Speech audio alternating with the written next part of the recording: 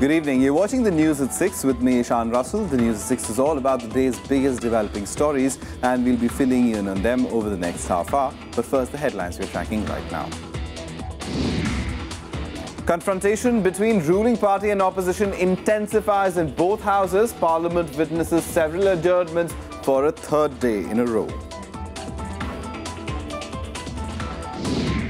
Opposition leaders meet to fine-tune strategy. Congress rallies parties to back its no resignation, no discussion demand in Parliament.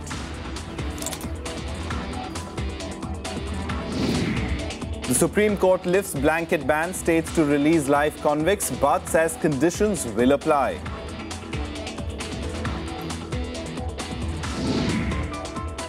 And amid violent protests by demonstrators, Greek Parliament passes the second set of bailout reforms.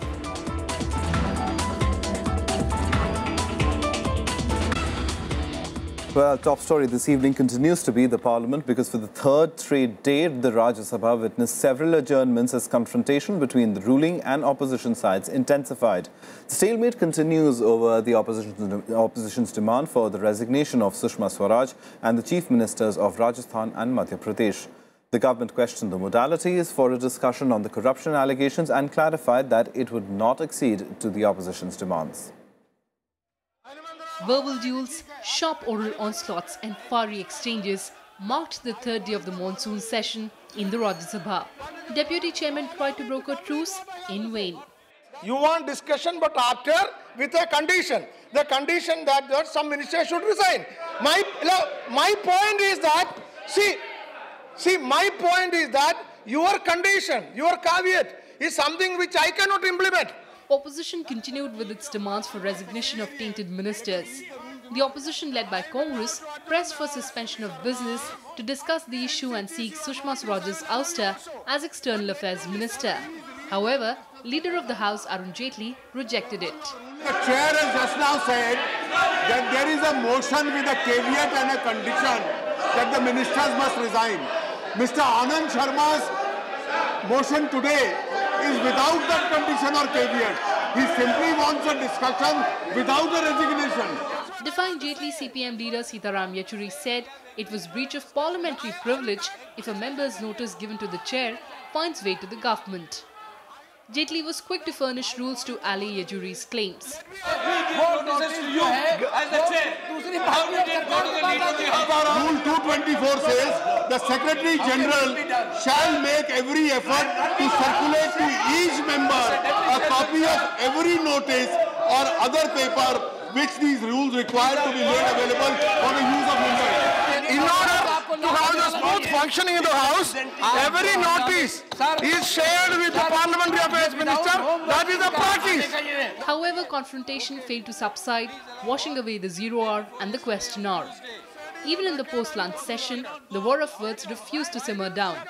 Seeing no end to the confrontation, the chair adjourned the House till Friday. Stands adjourned till 11 a.m. on Friday, the 24th of July 2015. Kriti Mishra, Rajya Sabha TV. And no legislative work was done for the third consecutive day today in the Lok Sabha as well. The Congress and the left parties kept up their demand for the resignations in connection with the Vyapam and the Lalit Gate scandals. The BJP has now decided that it would also take an offensive position to counter the Congress attack. Refusing to relent on the issues of the Vyapam scam and Lalit Gate scandal, Congress MPs were on the offensive in Lok Sabha on Thursday too. The party is demanding the resignations of External Affairs Minister Sushma Swaraj and the Chief Ministers of Rajasthan and Madhya Pradesh. They have also questioned the silence of Prime Minister Narendra Modi on the entire issue. हमने यहाँ कहा है no discussion without resignation. Sushma ji ने एक criminal act किया है, उनके परिवार का बिजनेस है इनके साथ, तो ये हम सवाल उठा रहे हैं, मोदी जी को रिस्पांस देना है. The BJP has also made plans to counter the Congress. Sources say the Prime Minister has asked party MPs to openly attack the Congress party. On Thursday, BJP MPs entered the House carrying anti-Congress placards. उन्होंने योजना बना के योजना पूर्व सदन को disturb करने के लिए उन्होंने प्रयास कर रहे और भी वो जिस तरह का व्यवहार कर रहे, अनुचित व्यवहार कर रहे, मेरे ख्याल से कांग्रेस पार्टी अपना स्टैंड के बारे में दोबारा विचार करना चाहिए, विचार करके सदन में वापस आना चाहिए। The Congress and left parties also gave an adjournment motion as they want a discussion on the scams before any other legislative business is conducted. It is clear now that the Parliament logjam is unlikely to end anytime soon. Shyam Sundar's report for Rajya Sabha TV.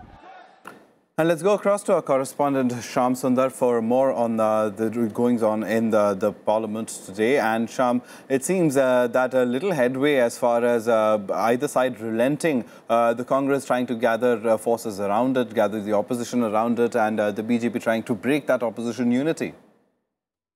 Ishan, you are absolutely right. There are no indications that opposition is going to go back on its demand on the resignations of Chief Minister Vasundhara Raje, Shivraj Chauhan and Minister for External Affairs Mrs. Sushma Swaraj.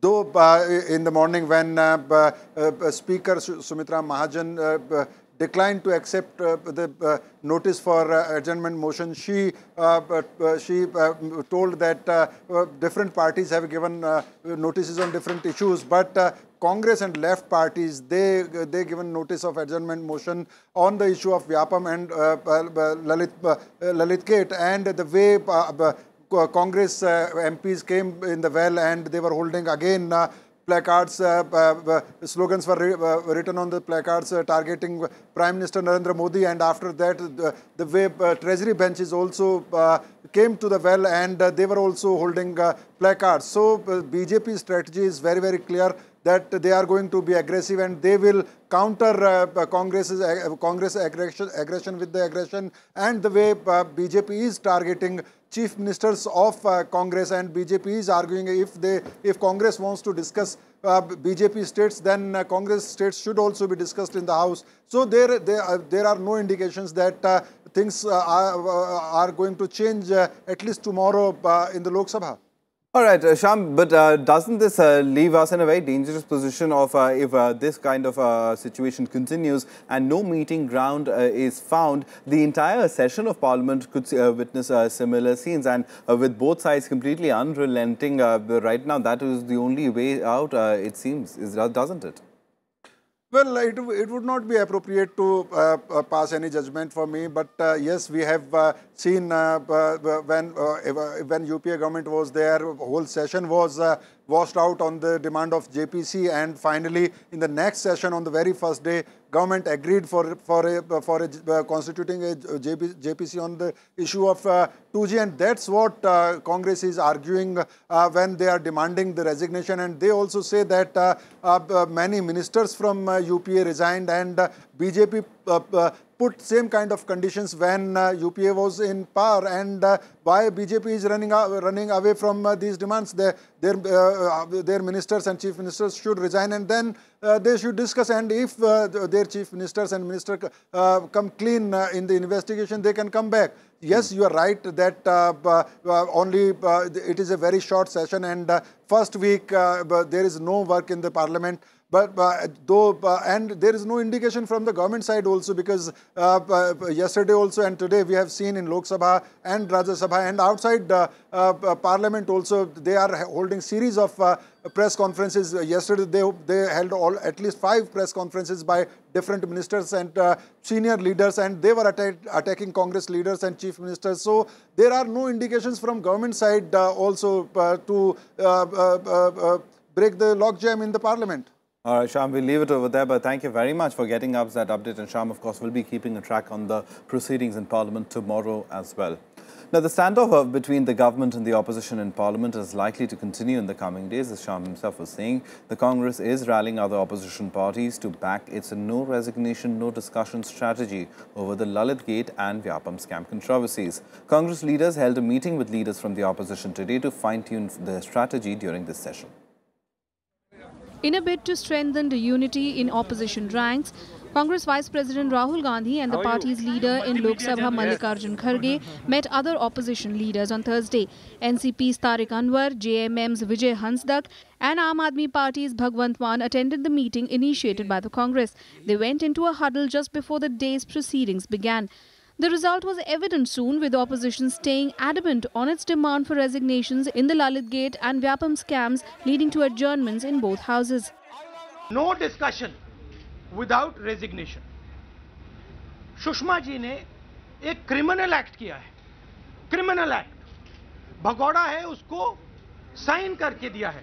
Vyapam scam जितना बड़ा scam, जहां 40 लोग मरे हैं, murder हो रहे हैं, एक के बाद एक, आपका एक मित्र मरा है, उसके बारे में प्रधानमंत्री एक शब्द नहीं बोल सकता है। विपक्ष का ये मानना है कि जांच करवाने से पहले ऊंचे पद पर बैठे हुए व्यक्तियों को अपने पद से हट जाना चाहिए ताकि जांच निष्पक्ष तरीके से हो। Several other parties, including the Left Front, SP and BSP, have also supported the Congress's demand for resignations. However, the government has dug in its heels by ruling out any possibility of any of its leaders resigning from their posts. They are not allowing democracy to function. It is against the democratic spirit. They are supposed to be a party with 50 years experience.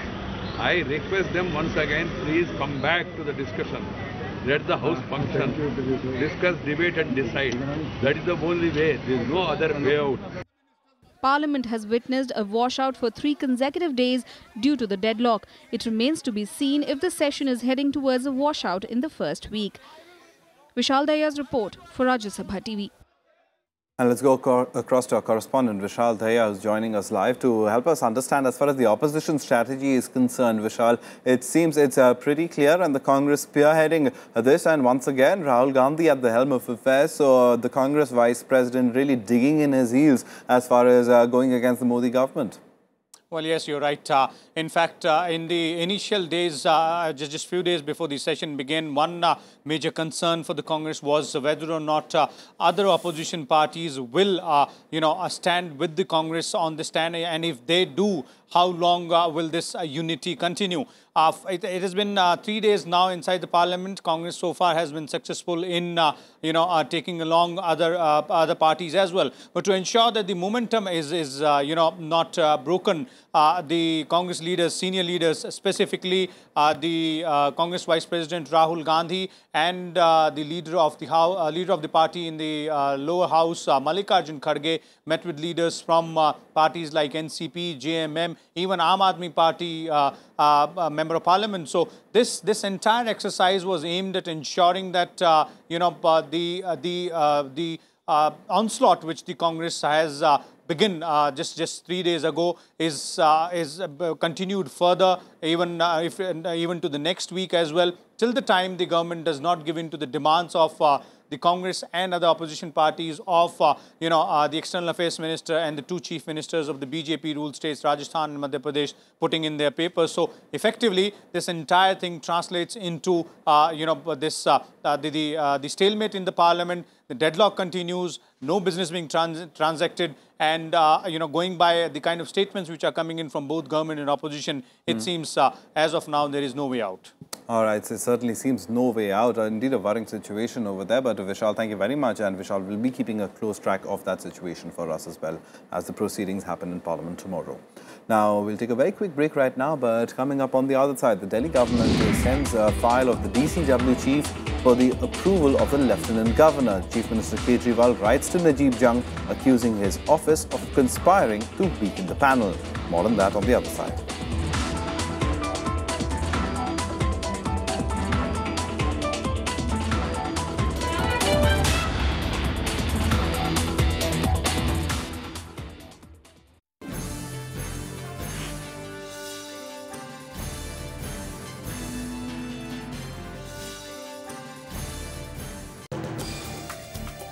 Today we bring to you the Rights of Persons with Disabilities Bill 2014.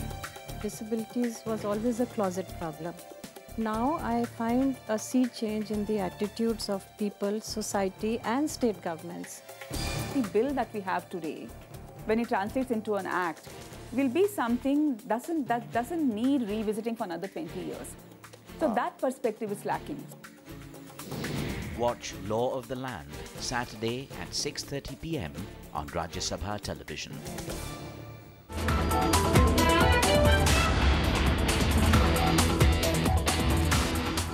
Welcome back. You're watching the news at 6. Now, the Supreme Court has restored the right of state governments to release life convicts, but with riders. The discretion is back with the states after over a year. The Apex Court had ordered a blanket stay against state governments using the power of remission under sections 432, 433 of the CRPC on the 9th of July last year. The trigger for the stay was the centre challenging the Jayalalitha government's order of release of all 7 of Rajiv Gandhi's killers whose death penalty was commuted to life sentence by the Supreme Court. The modification to this stay order, however, comes with certain riders. The court has said that state governments cannot release those prisoners on remission whose prison terms are specified to continue till the end of their lives. States can also not release those life convicts for whom it is specified that they should suffer imprisonment for not less than 20 to 25 years. The state's power to exercise remission is restricted to those cases which were not investigated by a central agency like the CBI. The relief of remission would not extend to life convicts who were sentenced to life under central laws such as TADA and for gruesome crime of rape with murder.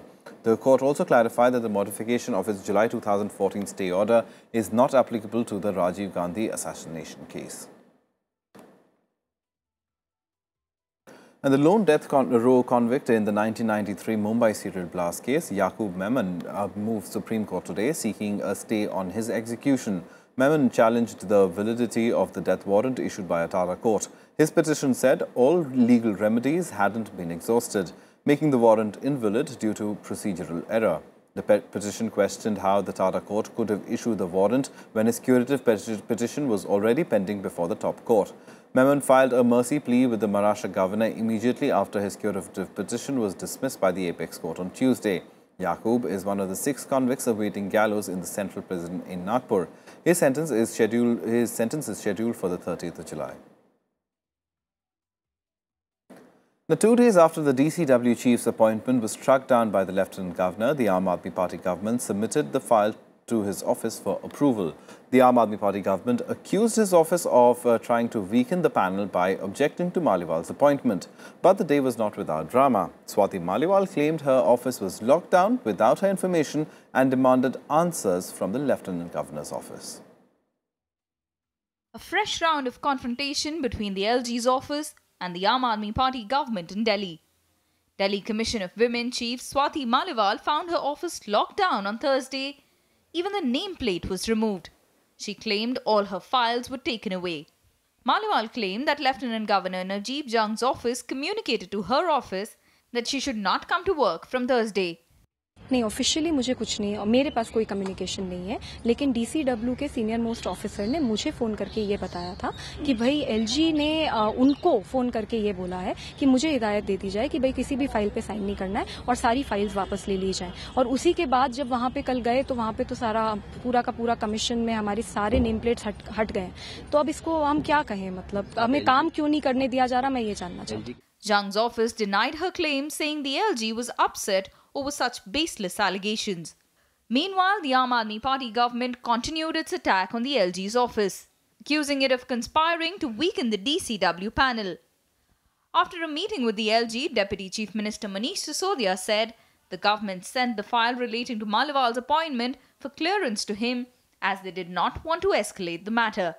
संविधान के हिसाब से जरूरी नहीं है, संविधान में कहीं नहीं लिखा हुआ कि ये फाइल वहां जानी चाहिए, पर हमारे लिए जैसा मैंने कहा दिल्ली की सुरक्षा, दिल्ली में महिलाओं की सुरक्षा का मुद्दा, दिल्ली में महिलाओं के मुद्दे पे काम करना, डीसीडब्ल्यू उस पे काम करे, ये महत्वपूर्ण है, इसलिए हमने कहा ठीक है भेज देते हैं, इसमें हमें कोई दिक्कत नहीं। In a letter to the LG, Chief Minister Arvind Kejriwal questioned how could one person call himself the government, referring to LG's assertion that government meant his office in Delhi. Maliwal's appointment is the latest incident of the power tussle between the LG and the AAP government over jurisdiction in the capital. Bureau Report, Rajya Sabha TV. Time now for all the other national news updates nationwide. Congress Vice President Rahul Gandhi will address a rally at Tiruchirappalli in Tamil Nadu today. He will also meet the farmers from the region and discuss various issues, including the land acquisition bill. The rally was organized as part of the birth celebrations of former Tamil Nadu Chief Minister K. Kamaraj.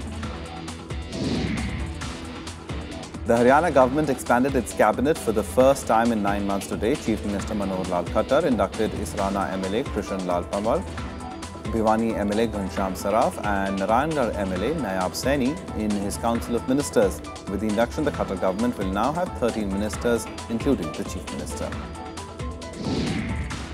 A Delhi court today granted bail to former Delhi Law Minister Jitendra Singh Tomar, who was arrested for allegedly faking his educational degrees. The court imposed several conditions for bail, including a ban on travel outside Delhi without prior permission from the court and joining the investigation as and when required. Family members of Kargil martyrs marked the 16th anniversary of the Kargil War, paying tribute at the Soldiers' Memorial in Dras town of Kargil city in Jammu and Kashmir today. However, the scheduled visit of the Defence Minister Manoj Parrikar and Army Chief Dalbir Singh Suhag to the memorial was cancelled last minute due to inclement weather. Some international news now, and creditors will soon start negotiations on Greece's €86 billion package as the Greek parliament overwhelmingly passed the second set of bailout reforms. Prime Minister Alexis Tsipras once again faced opposition on the floor of the House from his own party as more than 30 MPs voted against it. Meanwhile, outside Parliament, demonstrators held violent protests against the bailout. Εψήφισαν συνολικά 298 βουλευτές. Επί της αρχής του σχεδίου νόμου, ναι, εψήφισαν 230 βουλευτές. Greece is a step closer to negotiation talks as the second set of reforms passed a floor test in the parliament, but not without opposition from the ruling Syriza party. However, this time the opposition was less against Tsipras as only 30 MPs voted against the suggestions. Σήμερα παγιώνεται ένα ρήγμα, μία διαφορά, παγιώνεται σε κάθε περίπτωση και χρειάζεται ο πρόεδρος, η ηγεσία να το αντιμετωπίσει. Tsipras ruled out speculation of a snap vote as he assured he would not abandon his post voluntarily. He also pledged the government will never allow banks to seize primary residences of Greeks as Parliament prepares to vote on a bill that toughens rules on foreclosures. Δεν θα γίνουμε ούτε δειλοί, ούτε ριψάσπιδες, ούτε απολογητές χαμένων αγώνων. Γιατί χαμένοι αγώνες είναι μονάχα οι αγώνες που δεν δόθηκαν ποτέ. Οι αγώνες που έχουμε μπροστά μας θα δοθούν με την ίδια μαχητικότητα, την ίδια πίστη στις δυνάμεις μας, την ίδια αξιοπρέπεια και θα είναι αγώνες που θα κερδιθούν.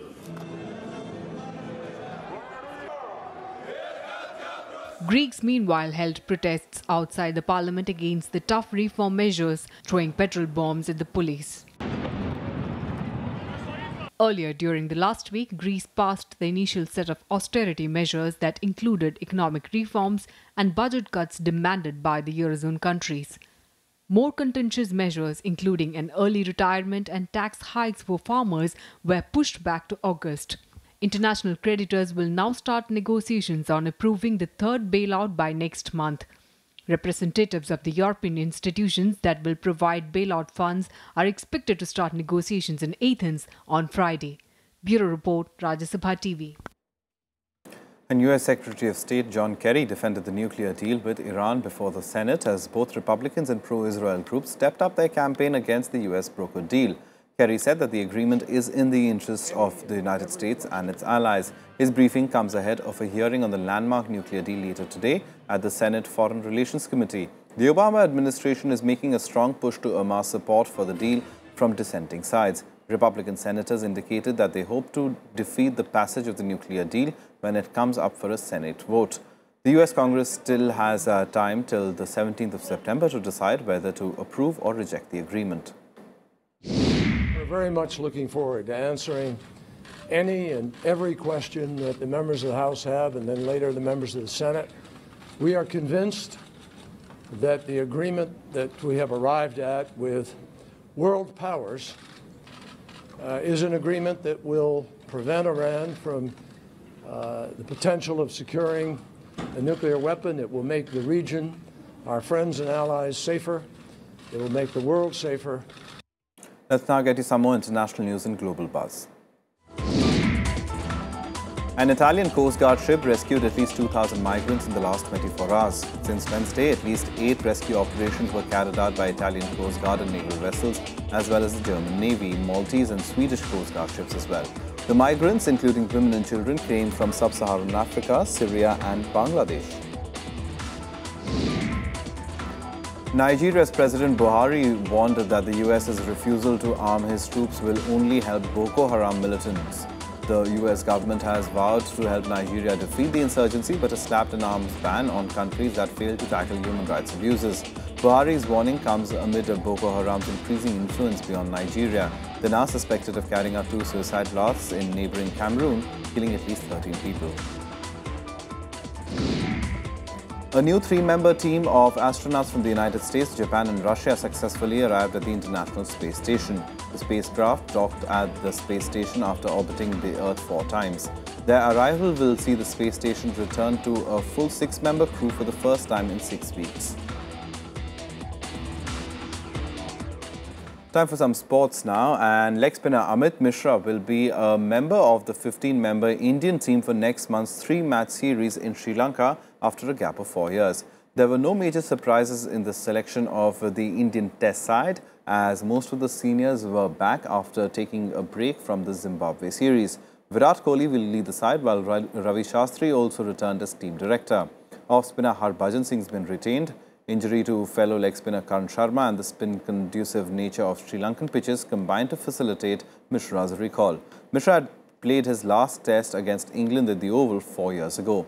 The team that will play Sri Lanka in a 3-match test series from August 12th includes specialist batsmen Virat Kohli, Shikhar Dhawan, Murli Vijay, KL Rahul, Cheteshwar Pujara, Ajinkya Rahane and Rohit Sharma. Riddhiman Saha is the lone wicketkeeper. The 3 spinners are Harbhajan Singh, Ravichandran Ashwin and Amit Mishra, while the 4 pacers who made the cut are Umesh Yadav, Ishant Sharma, Bhuvneshwar Kumar and Varun Aaron. Amit Mishra was always been part of our thinking, and now looking at the conditions, we have picked him for this Sri Lanka tour. We all selectors are very happy the way Harbhajan has come back, and now we want that the spin attack, which consists of Harbhajan, Ashwin and Amit Mishra, to deliver. Time now for all the other sporting action in Sportsbeat. Pakistan defeated Sri Lanka by 7 wickets to win the bilateral one-day series. Ahmed Shahzad and Mohammad Hafiz scored half-centuries to guide Pakistan to an unassailable 3-1 lead in the 5-match series. Batting first, Sri Lanka made 256 for 9 in 50 overs, a target that Pakistan chased down with more than 9 overs to spare. A New York Red Bulls team made up of mostly 3rd division players recorded a stunning win over EPL champions Chelsea. They scored 4 second-half goals in their 4-2 victory on Wednesday night. Sean Davis scored twice, while Franklin Castellanos scored 1. Bayern Munich has roped in Chilean striker Arturo Vidal from Juventus. Vidal moved to Juventus from Bayer Leverkusen in 2011 and made a total of 124 Serie A appearances and scoring 35 goals. He also played a key role in Chile's first ever Copa America title this year. Well, that's all from us. Goodbye.